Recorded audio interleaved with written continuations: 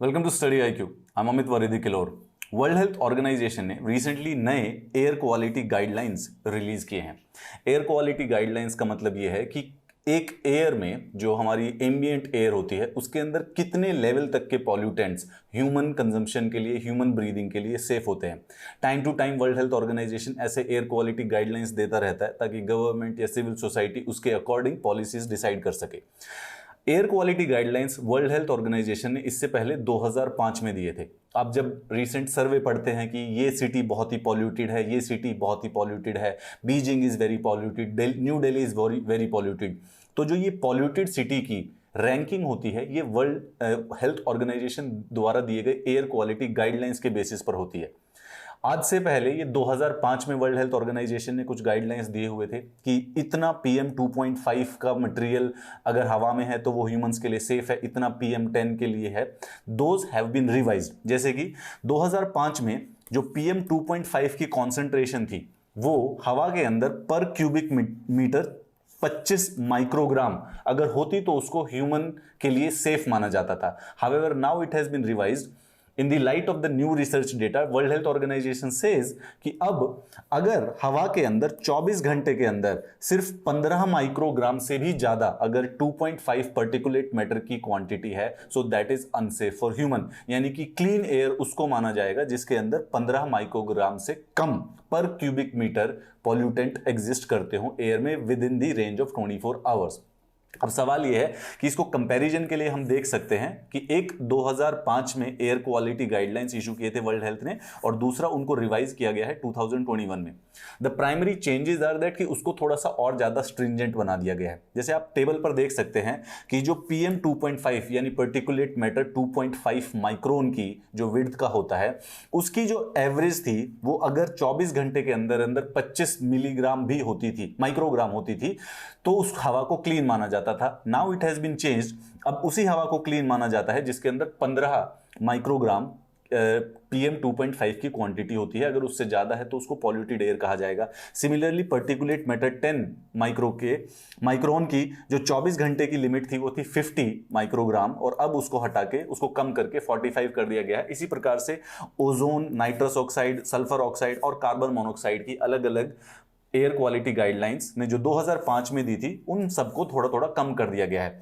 Ozone की 100 थी, ये अभी सेम है, लेकिन नाइट्रोजन ऑक्साइड की कम हो गई है, सल्फर ऑक्साइड की कम हो गई है एंड कार्बन मोनोऑक्साइड की जो पिछली बार नहीं दी गई थी इस बार नई ऐड की गई है 2021 में।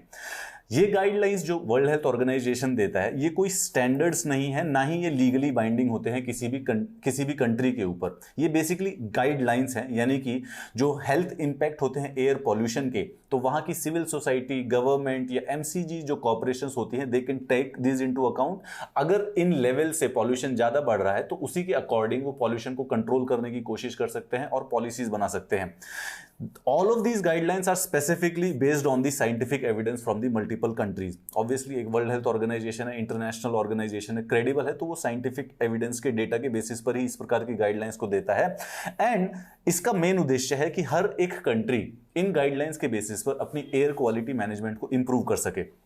इसके साथ साथ they are intended to use in to the diverse conditions, जिसमें जितने भी वर्ल्ड हेल्थ ऑर्गेनाइजेशंस के जो भी रीजंस हैं और ताकि जो पॉलिसी ऑप्शंस हैं उनको इनके बेसिस पर फॉर्म किया जा सके।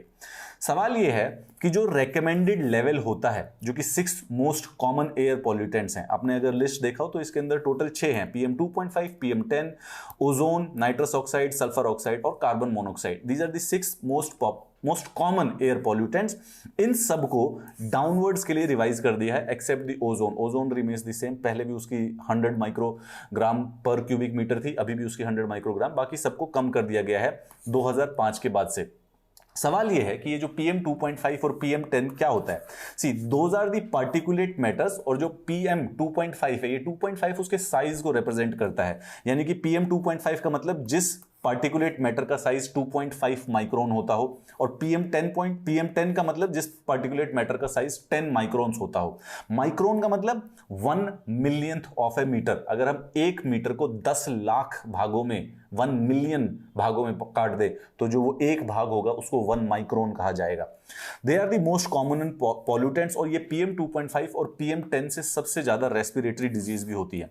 फॉर द साइज कंपैरिजन आप इस चार्ट में देख सकते हैं कि PM 2.5 का जो पॉल्यूटेंट पर्टिकुलेट मैटर होता है, it is even smaller than a red blood cell. Red blood cell का जो डायमीटर होता है वो है 7 माइक्रोन।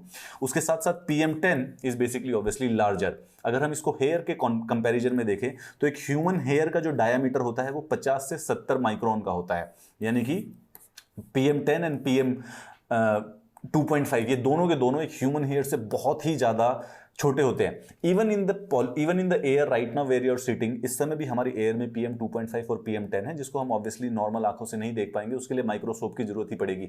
बट अगर ये एयर में एक पर्टिकुलर क्वांटिटी से ज्यादा बढ़ जाते हैं तो ये रेस्पिरेटरी डिजीजेस कॉज करना स्टार्ट कर देते हैं।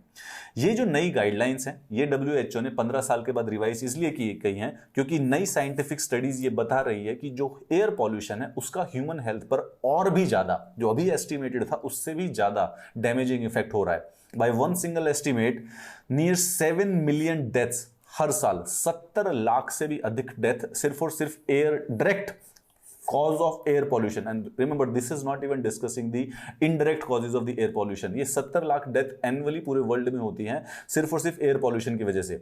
इन कंपैरिजन कोरोना पैंडेमिक जो हमारे 2001 साल से चल रहा है उसमें 1.5 साल में एटलीस्ट जो ऑफिशियल डेटा है उसके अकॉर्डिंग अराउंड 47 लाख डेथ हुई है। और आप समझ सकते हैं कि पिछले 1-1.5 साल से हम किस प्रकार के हाइप और हुपला में जी रहे हैं। The question which everybody of us shall be asking to the government कि कोरोना की जो डिजीज थी जिसका मोर्टेलिटी रेट 0.1%, 0.3% था, जिससे अभी तक 1.5 साल में सिर्फ और सिर्फ 47 लाख डेथ हुई है ऑल ओवर द वर्ल्ड, और दूसरी एक ऐसी डिजीज है एयर पॉल्यूशन जिससे 17 लाख कंफर्म्ड डिजीज हो रही है डायरेक्टली, इनडायरेक्टली और भी ज्यादा होंगी, then why does government does not take air pollution as seriously as the corona we have been taking.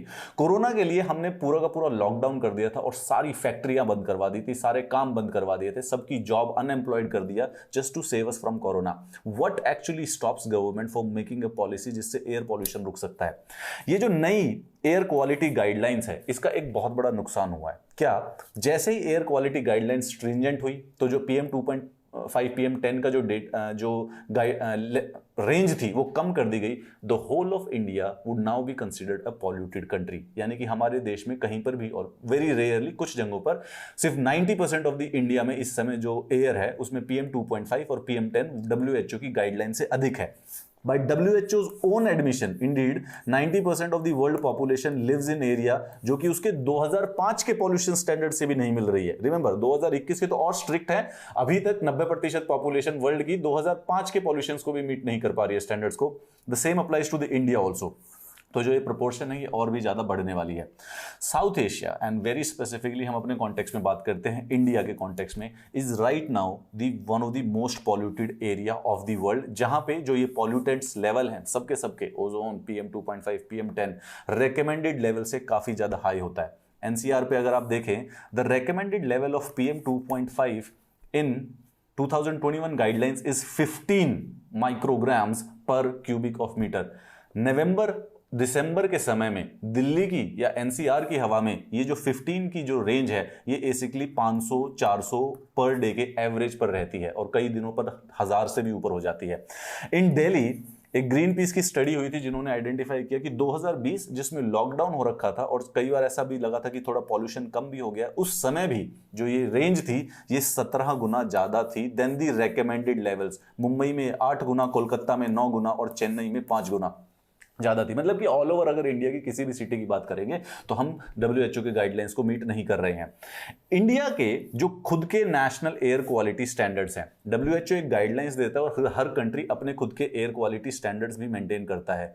हम उनके अकॉर्डिंग भी क्लीन एयर सिटी में नहीं आते, क्लीन एयर कंट्री में नहीं आते हैं और हमारे WHO से भी ज्यादा फ्री हैं, ईजी हैं। जैसे कि एक एग्जाम्पल पे PM 2.5 की जो कंसंट्रेशन है 24 घंटे के अंदर अंदर, जो इंडिया के नेशनल स्टैंडर्ड्स है वो कहते हैं कि वो 60 माइक्रोग्राम पर क्यूबिक मीटर होनी चाहिए। 2005 का जो WHO की गाइडलाइंस थी वो 25 माइक्रोग्राम कहती थी। 2021 के जो गाइडलाइंस थे वो 15 माइक्रोग्राम है।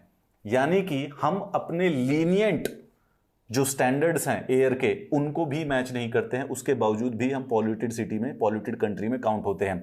Even these lower standards are highly met though government has specifically been working on a plan कि एयर पॉल्यूशन कुछ बड़े सिटीज में कम से कम नहीं तो 20 से 30% कम हो जाए by the end of the 2024, but the baseline has been taken as the 2017, जो कि कोई ज्यादा खास नहीं है। WHO के जो नॉर्म्स होते हैं, गाइडलाइंस हैं, ये किसी के ऊपर बाइंडिंग नहीं है, दैट्स वाई उनको गाइडलाइंस कहा जाता है। वो सिर्फ रिकमेंडेड नॉर्म है जो कि साइंटिफिक एविडेंस बताता है कि अगर ह्यूमन रेस्पिरेटरी हेल्थ के लिए अच्छा है तो इतनी क्लीन एयर नॉर्मली होनी चाहिए। But bed air quality does affect the international image of a country and a favorable tourist and investment destination। Binding नहीं है, परंतु यस, बुरी एयर क्वालिटी का इंटरनेशनल इमेज पे बड़ा फर्क पड़ता है कि भाई बीजिंग बहुत ही पॉल्यूटेड सिटी है, एनसीआर में तो मतलब it's kind of A gas chamber in winters, यहां पे रहना ही मुश्किल हो जाता है। WHO कह रहा है कि अगर सारे के सारे कंट्रीज ये जो नए गाइडलाइंस है इनको फॉलो करे तो जो ये PM 2.5 एक्सपोजर की वजह से जो डेथ होती हैं उसमें कम से कम 80% से भी ज्यादा कमी आ जाएगी। ओके, अगर 70 लाख डेथ हो रही हैं तो कम से कम 55 लाख बच जाएंगे।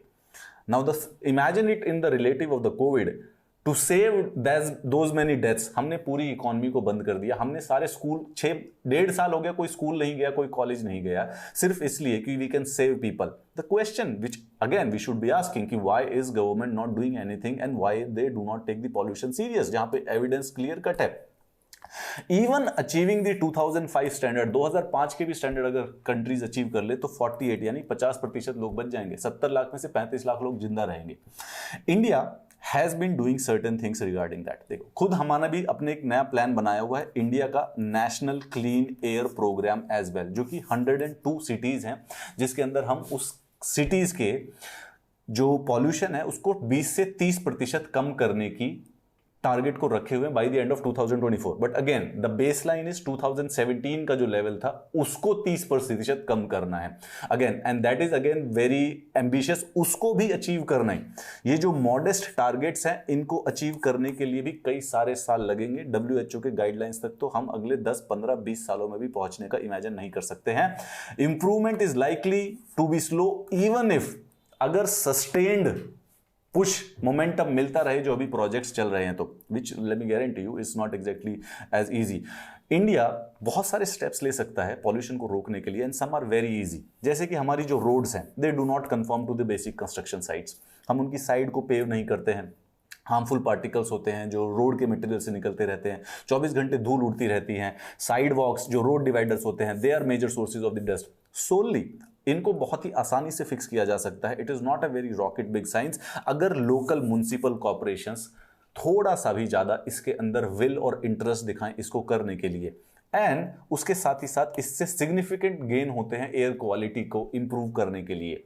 However, let me put it in a very hard words, don't be optimistic about it. For now, you should actually, probably the next generation has to learn to live in the polluted air for several coming years. After a few decades, when a lot of deaths will happen, then probably politics and the bureaucrats might actually wake up to the emergency. Till then, if you need the PDF of this class, this is the Telegram channel that you shall be joining. I'll see you in the next class. Have a nice day.